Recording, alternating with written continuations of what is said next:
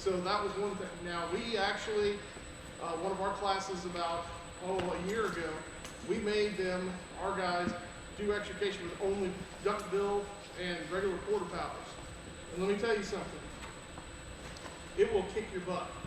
Because those things, you're going like this the whole time, with cutting things, spreading and things like that. So you guys are very fortunate to be able to have power tools that we do now, because back in the old days, we didn't all have that. So. One other thing real quick that we can kind of go over, we're not really going to get into it, but we can verbalize it. If a couple guys want to help me lay this back over, we'll move back around here to the trunk and kind of show you another scenario, a worst case scenario, possible way of getting into the car. This thing is like upside down or even right side up, and say they ran in between two concrete pillars and there's no access to the side whatsoever. You cannot get to the side and you have to get your patients out. The hard way is through the trunk, and I do mean the hard way, but it is very possible, and I have done it. In a class, thankfully I have, well, we have to do it once on a person. I take that back, I have done it once on a person. It has been a minute or two. But you can literally, so everybody knows, especially these days, it's gonna be a little bit easier than it was back in the day. I'm not gonna lie, back in the day, this was all metal bracing, so you had to cut through it. But now almost all these newer cars have an access from your back seat to your trunk. But they call this tunneling, where you can actually go in through the trunk, and obviously if there's somebody in the back seat, that's gonna, change things up. But if there's nobody in the back seat, and say we're going for a, driver or passenger, you can actually tunnel and knock your back seat down, cut your back seat down, your Sawzall, whatever it takes, you can cut that out big enough to get your person through there to them and that person back out. So that is a last resort option if you have to get to the patient and there's no access from side or top or whatever it may be. There's always an access back here. Between bridge pillars is pretty not unusual. If you go between bridge pillars and you had this distance and you couldn't access it from the top, like it went under the bridge, and the bridge decking is on top on the roof and the pillars are on the side. What would be the, you can go through the trunk. What would be another easier way to get to them? What? Cut this out.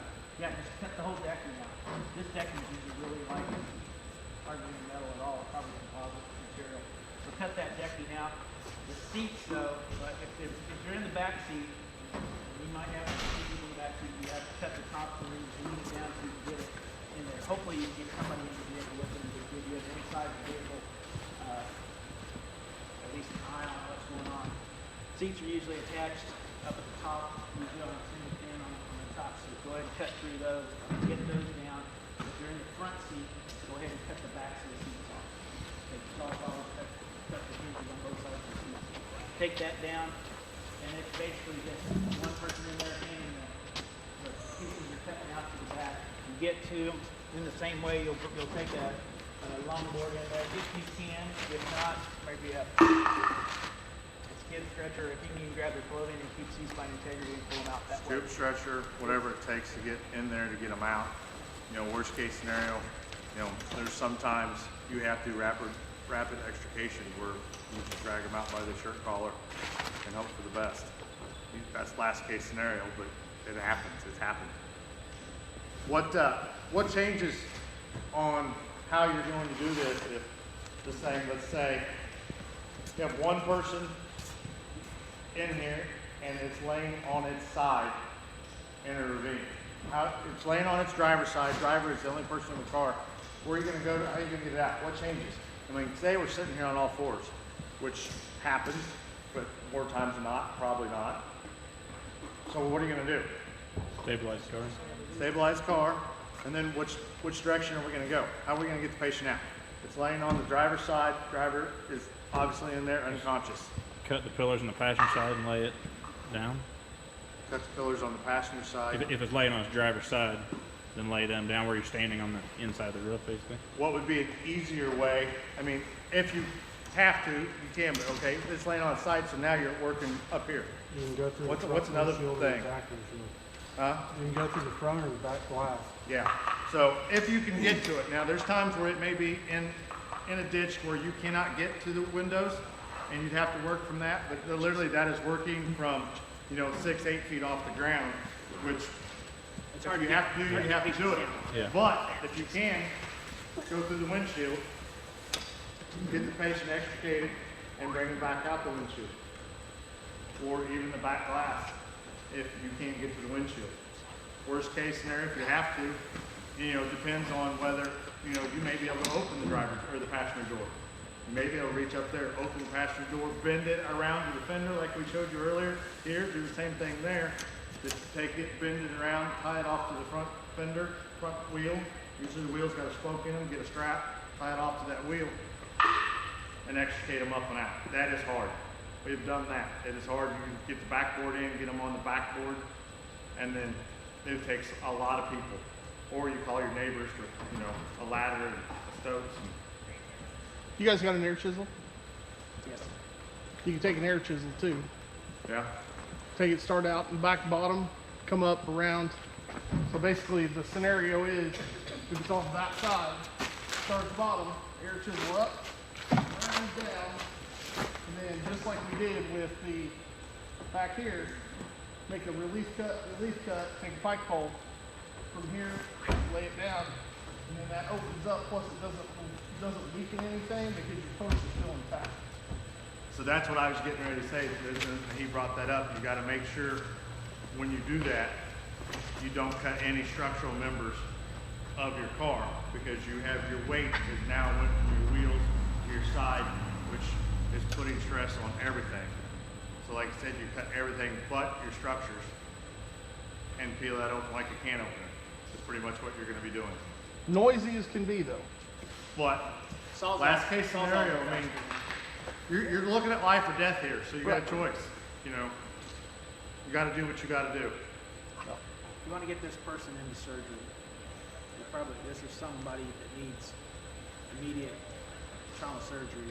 So that's why that Upside bone down matters. with the seatbelt on, and they are still stuck in their car, hanging upside down. Slide underneath of them before you cut the seatbelt. Let them slide down onto you. Control the fall. That's why you need to have a knife. A knife that is actually sharp in your bunker gear. Or trauma shears. Or trauma shears work. Yeah, they actually more control than Yeah. trauma shears. But make sure that you control the fall. Do no harm. We do not want to harm somebody in the way that we take them out. Unless the car's on fire. What you pull up and there's power lines laying across the top of this. What are we gonna do? All power company. Exactly. We are not. They're hopefully it's on its wheels and it isn't grounded and they're okay. But even if they're not okay, you going in is gonna make you not okay either. So there's absolutely nothing you can do until the power company is there and they can promise you that it is safe to go in. And at that point, if the lines are broke, I would have the power company remove the lines from the car and then go in. I wouldn't just say, hey, if they're dead, go for it. If there's any way possible, I'd get them to remove the lines off the car and then go in. That way, if they do accidentally recharge, they're hopefully a distance away from the car and everybody's gonna be safe. You just gotta remember that you guys are number one and the patient's number two. Okay, so your safety's first and then their safety's next. Sometimes that's hard, especially if kids are involved. But We'll risk a lot to save a lot. We won't risk anything to save nothing. So, Yeah. You gotta think, if it's that bad of a situation, unless they're talking to you, there's a chance they're already gone. There's no point in making two funerals out of one. Any questions, thoughts, ideas? Everybody's clear on everything that we've done tonight? Everybody feel comfortable that that's something you can do at 2 o'clock in the morning when we go out there on I-29? We got that multiple MBA with multiple patients. So we got MCIs. Well, thanks everybody for coming. I'll pick up. Now this is the fun part. Everything has to be back ready to go.